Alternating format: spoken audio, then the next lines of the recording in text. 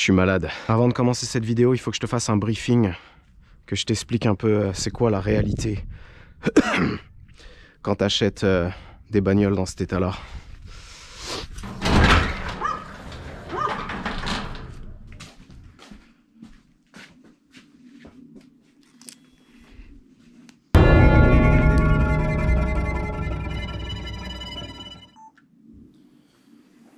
La merguez, je l'ai acheté 270 €. Monsieur Larbin, je l'ai payé 400 balles, mais je m'étais fait un peu douiller, j'étais censé avoir un moteur d'avance. N'est-ce pas, Jérôme? L'Audi, je l'ai payé 500 balles. J'ai payé 500 balles pour la ramener de Marseille aussi, mais la voiture elle-même, je l'ai payé 500 balles. Quand tu achètes tes voitures à ce prix-là, il y a toujours plein de trucs à revoir, parce que déjà tu passes derrière un bon nombre de trous du cul qui ont mis des vis à bois partout, et il y a aussi le fait que la bagnole elle a plus de 25 ans. Donc tout est mort. Alors évidemment, la Saint-Audi, c'est loin d'être une exception. Le problème, c'est que d'un côté, il y a des trucs que j'aime bien faire, mais ouais, de l'autre côté, il y a des trucs qui me prennent un peu la tête. La partie moteur, je sais que ça fascine tout le monde sur YouTube. C'est vrai que c'est très compliqué de desserrer des vis, de les enlever, et ensuite de les remettre au même endroit. Mais pour être honnête avec toi, moi, ça me prend un peu la tête. En général, je me pète le dos et il n'y a rien qui va. La partie boîte de vitesse, c'est un peu pareil, sauf qu'en plus, ça pue. L'huile de boîte. L'huile de boîte, ça pue. Et en plus, j'ai tendance à les faire tomber à 1 cm de mon orteil. La partie châssis, ça pourrait être sympa, mais vu que je suis par terre dans les cailloux, souvent sous la pluie, c'est pas forcément une expérience super agréable. Moi, les trucs que j'aime bien faire, c'est la partie faisceau et carreau. J'aime bien faire les intérieurs aussi, mais le truc que je préfère, ça paraît con, mais c'est les petits détails, parce que tu passes 5 minutes et t'es tout de suite récompensé. Malgré le fait qu'il y ait pas mal de trucs qui me prennent la tête, et au final, ça vaut toujours le coup. Mais là, tu vois, fallait changer le collecteur d'échappement et la distrib. En plus, il pleuvait, j'étais un peu malade. J'avais pas envie de le faire. Du coup, j'ai procrastiné et j'ai commencé à faire les trucs que j'aime bien. J'ai réparé les 2 anti-brouillards. À l'arrière, c'était un processus un peu complexe. En fait, c'était l'ampoule qui était grillée. Et à l'avant, j'ai trouvé tout seul que les anti-brouillards ils sont intégrés dans les phares. J'ai aussi vu dans les commentaires qu'il y avait des gens qui étaient incroyablement déçus, que c'était censé être la dernière fois que je parle du réservoir. Du coup, je t'en reparle, mais cette fois, c'est vraiment la dernière fois.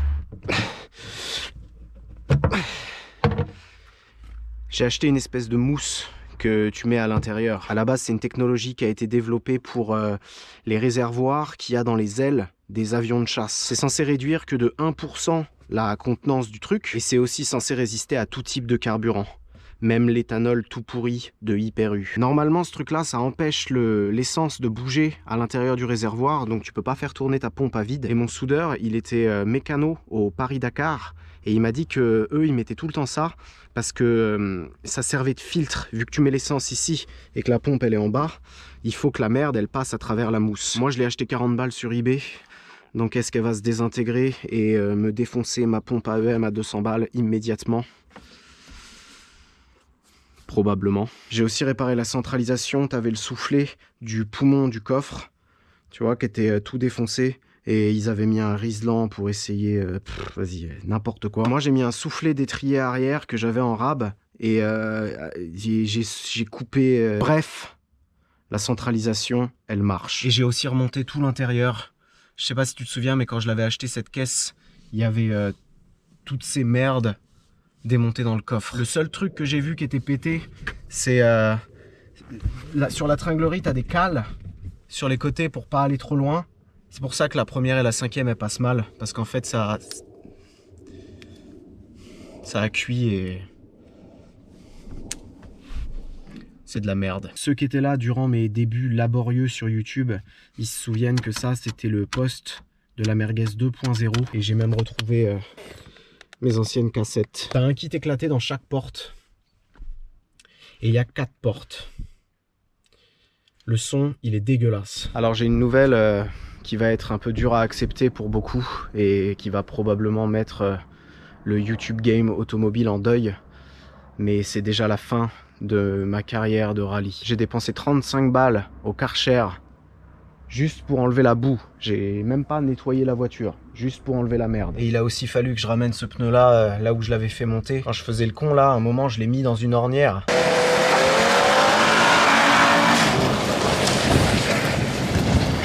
C'est ça qui avait niqué le cardan et ça m'avait mis de la boue et de l'herbe entre le pneu et la jante et celui-là il commençait à se dégonfler. Les cardans, j'ai viré ceux qui venaient de la V6 et j'ai remis ceux d'origine. De ce côté-là, on a mis un soufflet neuf, il était complètement défoncé. Et l'autre côté que j'avais défoncé le filetage en le démontant, le mentor, il m'a changé la tête avec noblesse. Quand tu les changes les cardans, tu es obligé d'enlever la rotule qu'il y a en bas là du triangle. Déjà à enlever c'est la merde, mais à remonter c'est une putain de misère. J'ai fait appel à mon caméraman pour m'aider et j'ai décidé de filmer la séquence. Donc je te propose des images exclusives.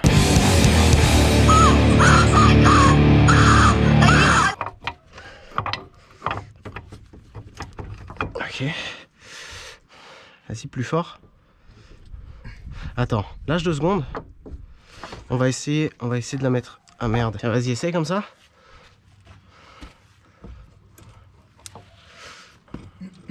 Ok, attends 2 secondes.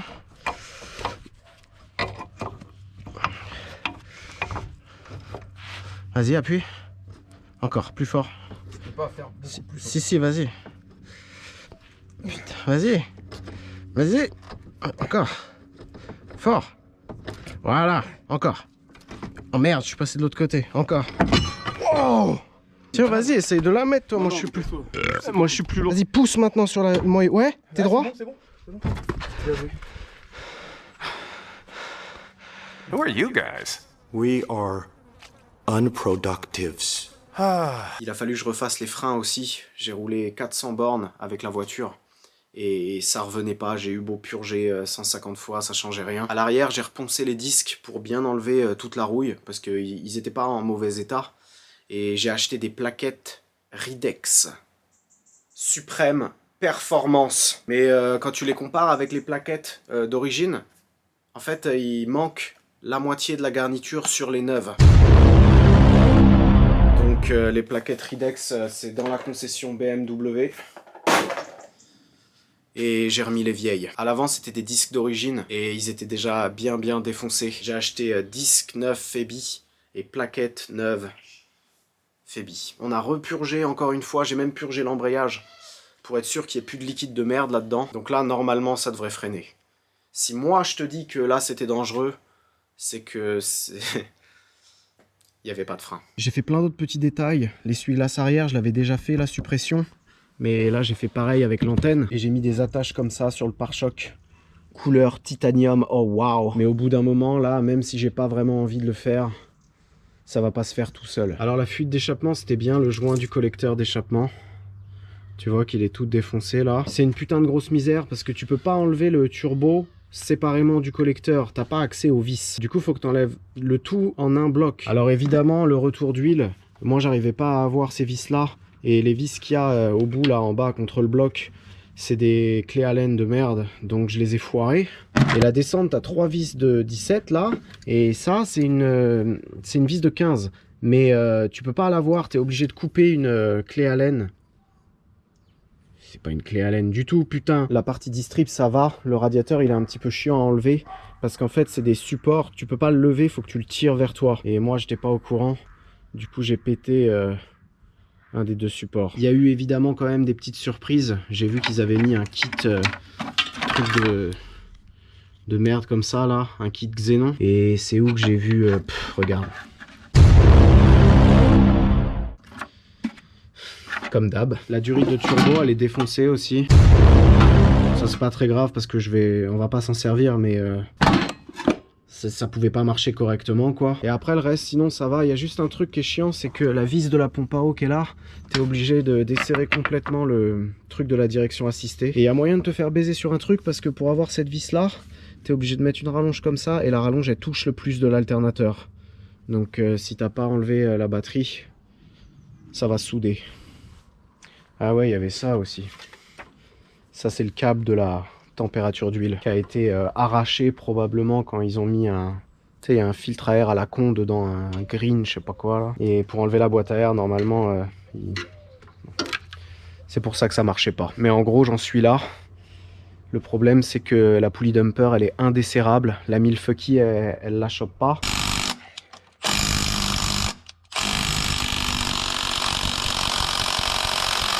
Et vu que moi, c'est pas comme une S2. Là-dessus, c'est un volant moteur bimasse.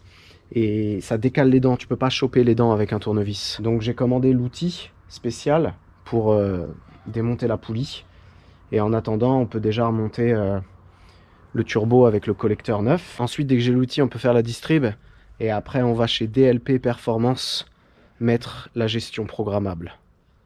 Masqué cul.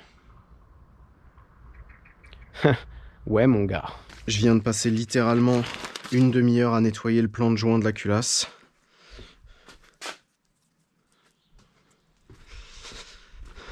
Ça fait plaisir. Un truc qui était bizarre aussi, c'est que le collecteur, il était desserré. Toutes les vis d'en haut, je les ai pas à la main. Je les ai pas desserrées à la main, mais quasiment, quoi. Bordel de merde.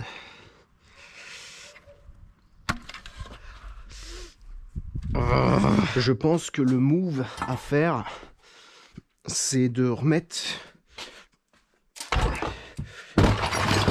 le retour d'huile avant...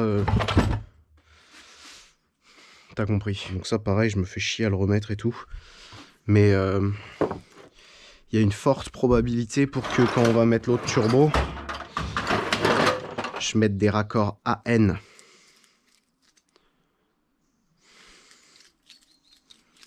AN. Nous allons effectuer une transformation de clé Allen à M8.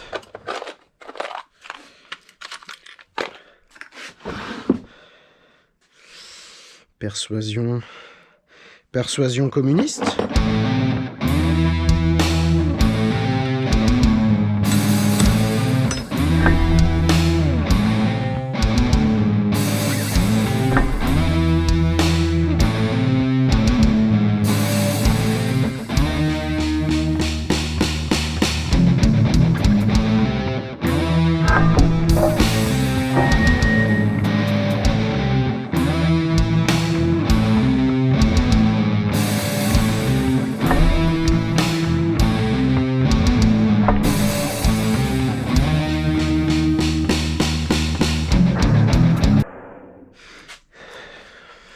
Est-ce que t'es prêt à voir c'est quoi une putain de misère? Ah, j'aurais peut-être dû le nettoyer de ce côté-là aussi.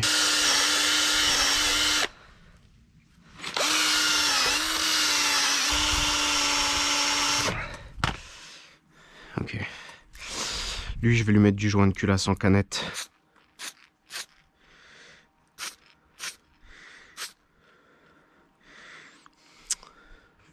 Fuck.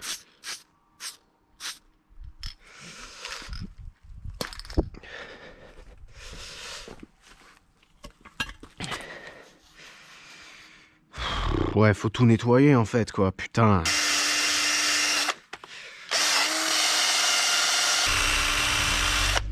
Tu veux voir la différence avec celui qu'on va mettre?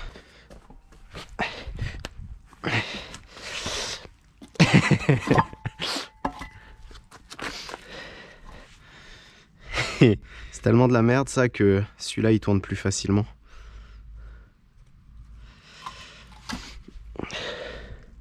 Ça va chier hein, quand même. Et ça faut que ça passe au-dessus. C'est peut-être pas une si bonne idée que ça de remettre ça en premier. Je te tords un peu mais désolé, je suis obligé.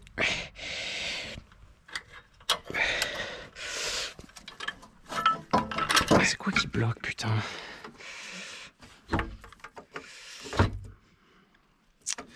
C'est ce truc-là qui fait chier encore. Putain. M'aura bien cassé les couilles, lui. Ok. Il y va. Ouais.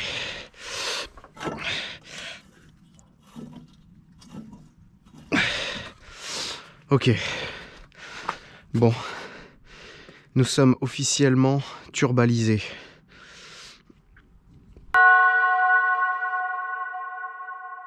En général, quand c'est une misère à démonter, c'est une misère à remonter aussi, hein. Le collecteur, il est serré. J'ai juste perdu une des petites rondelles comme ça, là. Donc j'en ai mis une fendue que j'ai trouvée par terre. Ne me juge pas. Et les vis à laine qui étaient foirées, là, que j'ai transformées en M8, quand je cherchais la rondelle, j'en ai trouvé des neuves avec la tête un peu plus longue. Donc j'ai mis plutôt ça. Avec un peu de chance, elles foireront pas. Le plus chiant est fait, là. Normalement, la Westgate, ça va tout seul. W-A-Z G-A-T-E. Waouh, t'as vu la gueule du joint? Putain. C'est ça le fire ring que je te disais dans la dernière vidéo. C'est ça qui fait étanchéité. Donc c'est normal qu'il n'y ait pas de joint. T'as pas besoin de joint. Il va se barrer l'enculé. Que le joint il soit tout défoncé, c'est pas très grave parce que même si ça fuit là, ça va fuir que en pleine charge quoi, quand la wastegate elle est ouverte. C'est-à-dire 90% du temps. Yep. Yep. Yep. Si tu veux le couple de serrage, c'est à peu près 73 François.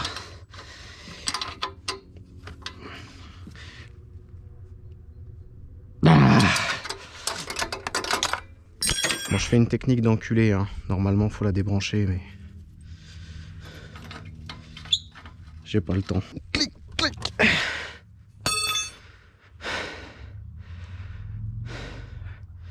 Ok, je viens de recevoir le sexto comme quoi mon outil là pour la poulie dumper il est arrivé au point relais. La boîte à air et les durites au pire je les remettrai à la fin parce que tu vas voir qu'il s'agit d'un outil particulièrement glorieux.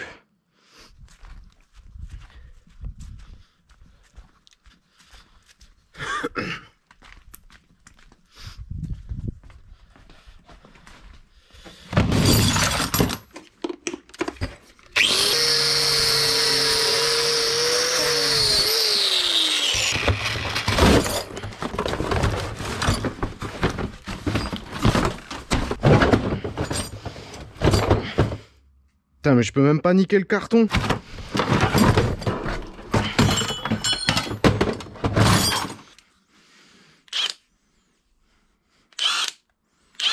Waouh.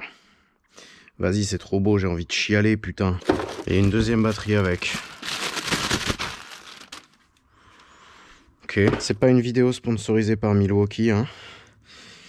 Je viens de dépenser 580 € pour ça. Donc celle-là,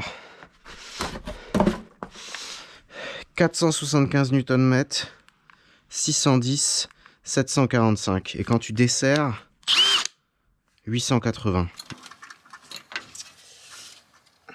Say hello to my little friend.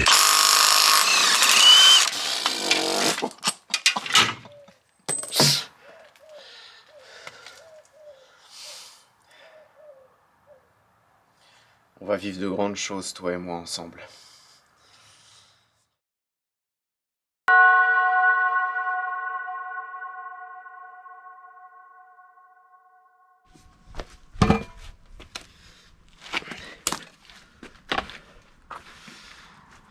À chaque fois que je fais une distrib sur cette chaîne, je reçois toujours, c'est pas beaucoup, genre 2 ou 3 commentaires de gens qui ont probablement fait 2 distribs dans leur vie et qui me disent pourquoi tu te fais chier, t'avais juste à couper la vieille dans la longueur à la moitié, mettre la neuve et recouper l'autre bout pour enfoncer la neuve. Je t'avoue que je sais même pas quoi répondre à ça, c'est un truc qui me désarme un peu.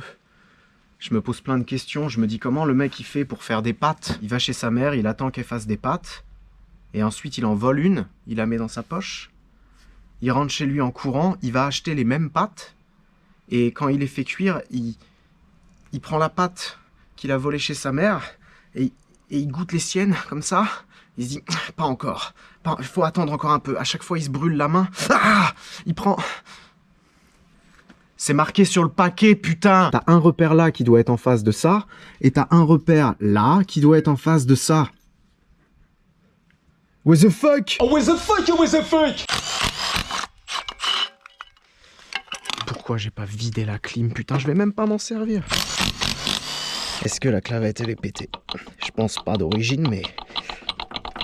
Sérieux? Ah.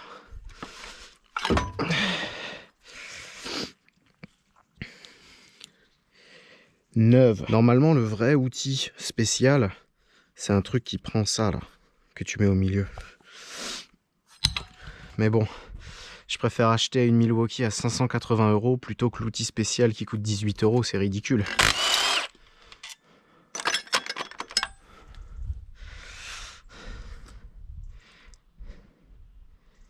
Merde.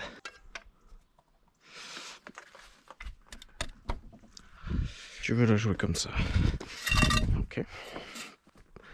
Pas de problème. Tiens, vieille pute. Je sais même pas comment on fait pour le démonter, ce truc-là.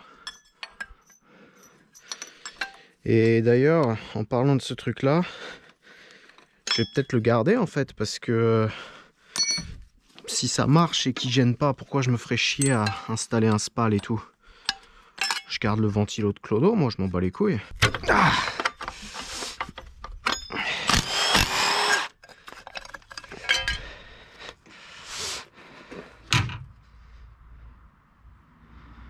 Ah, c'est français. Pas mal, non? C'est français. Je me permets d'interrompre ce film parce qu'on se fout un peu de ma gueule. Waouh, la merde que je mets là-dedans, toi.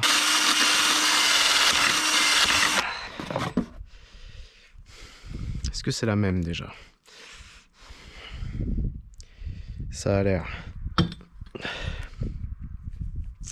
Je vais peut-être lui mettre un petit peu de pâte à lui.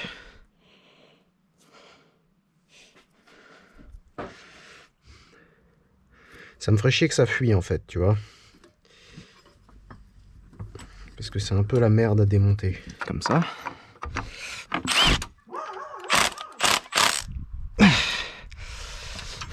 Ok.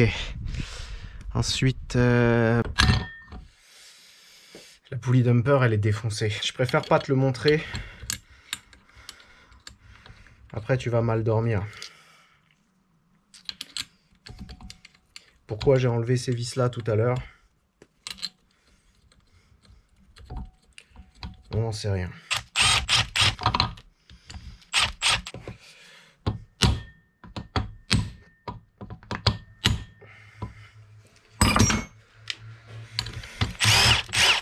Alors je veux pas te spoiler non plus, mais il se pourrait que ça, vu que la clavette elle est super fragile d'origine, quand tu sors des chevaux, sur la merguez elle était à moitié pétée aussi. Il se pourrait que j'ai dépensé un peu de YouTube money, mais plus tard, et que j'en ai acheté une 151 par 190. 151 par 19, oui c'est pareil. Clavette, inside, the hole for the clavette. Ça, on va y mettre dedans. Voilà. Et voilà, et voilà. Ce truc là je l'aurais bien parmi. Mais c'est là-dessus qu'il y a le repère. Ça c'est bon. Ensuite il faut remettre celle-là. Qui a un cran là. Le cran il va comme ça.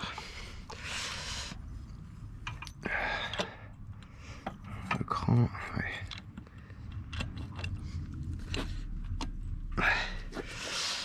Putain de clim.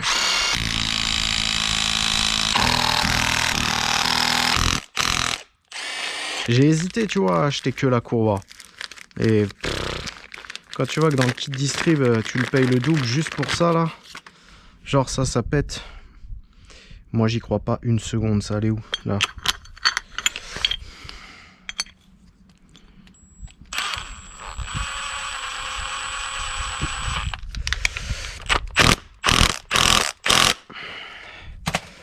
Ok. Tac. Tac.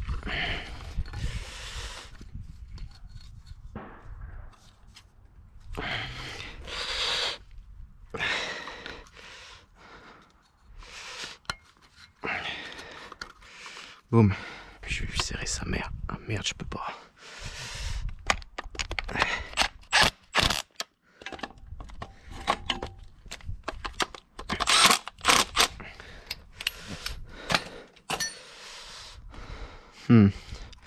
Je pense que c'est pas assez serré. Vu que là on est à peu près calé, je vais essayer de la mettre en tension de ce côté-là. Même si je décale un peu, c'est pas grave. Là je devrais pouvoir retendre un peu ça. Merde. Non, je peux pas plus.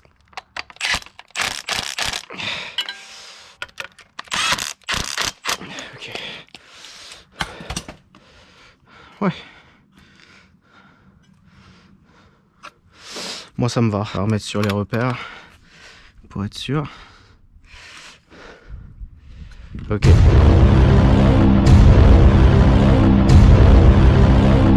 Il fait froid. Il fait froid. Ça pue. Ça pue. D'abord, il fait pas froid.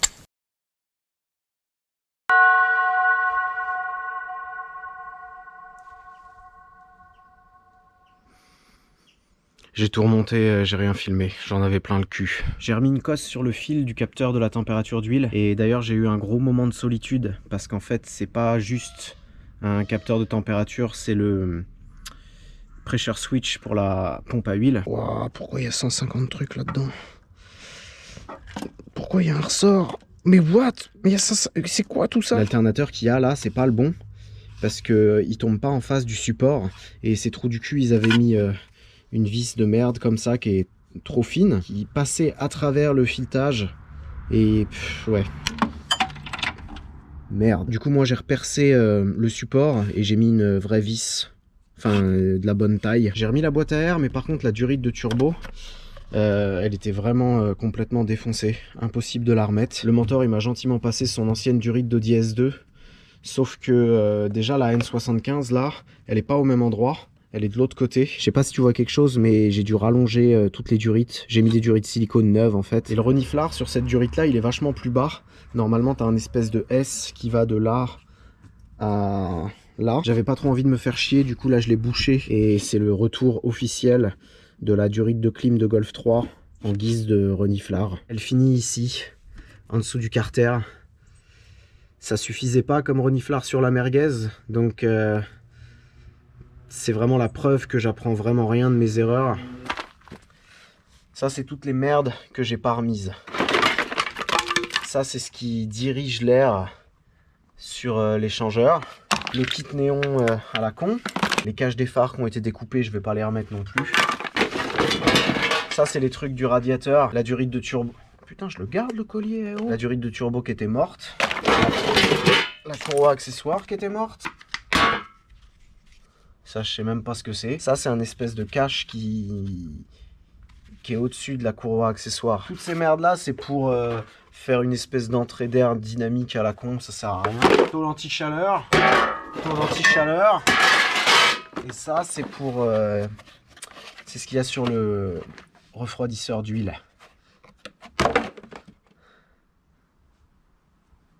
À vendre. Là, j'ai rebranché la batterie et j'ai encore amélioré mon système de purge. J'ai fait un trou. J'ai mis 2 litres de liquide de refroidissement concentré Noroto. Ma famille. Donc là, déjà, normalement, elle devrait craquer.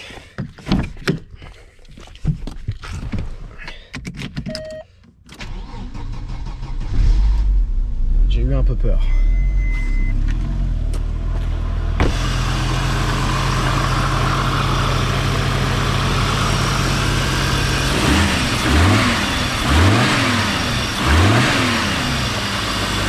Déjà, il n'y a plus le bruit de merde qu'il y avait avant ici.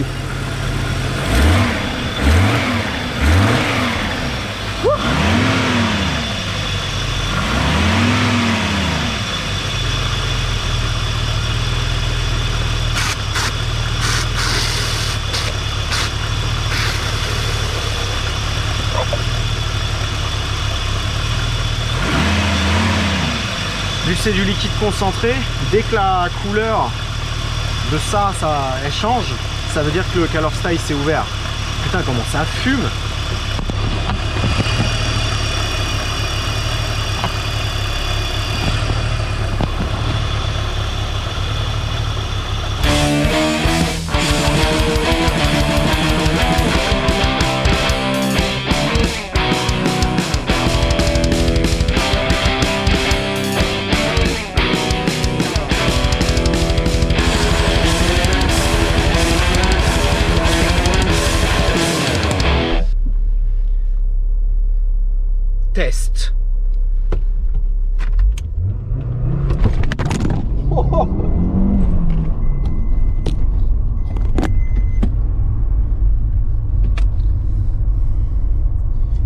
échec.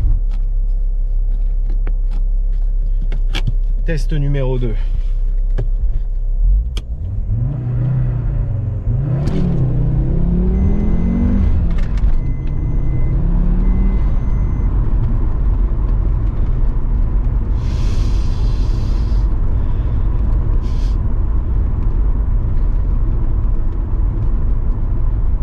Il y a encore un petit peu de gaz d'échappement, mais ouais, ça va. Genre, rien à voir avec avant. Quand j'ai démonté la ligne pour enlever le vieux réservoir, j'avais pas remis de la pâte sur les colliers. À mon avis, là, c'est ça que je sens. Mais là, franchement, c'est ouais, même pas 10% de ce qu'il y avait avant. Test frein.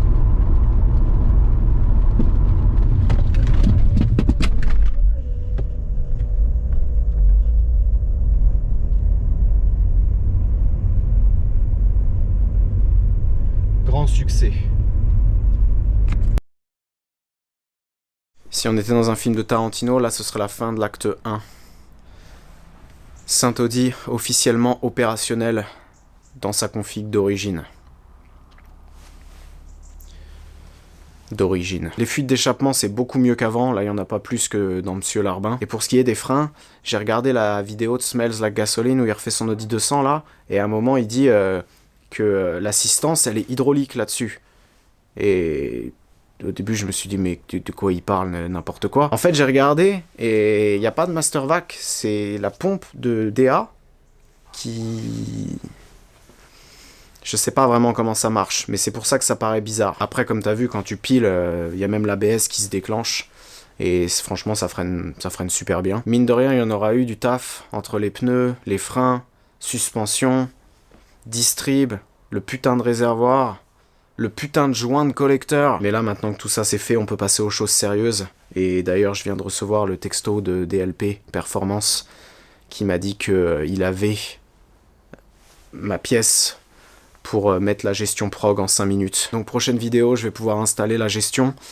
Et c'est le fameux tuto reprogrammation qui arrive. Je pourrais aussi te parler de mon nouveau sponsor Dynaparts qui m'a envoyé toutes sortes de pièces républicaines pour envoyer cette merde sur Vénus. Un gros merci pour le soutien et un gros merci à tous les gens qui ont acheté des trucs sur le shop. Le shop il est vide, on s'est fait dépouiller, je savais pas qu'il y aurait autant de commandes. Donc au moment où la vidéo elle sort là, normalement soit il est plein, soit ça arrive et on a fait des nouveaux produits en plus. Jusqu'ici c'était tous les trucs relous qu'il fallait faire.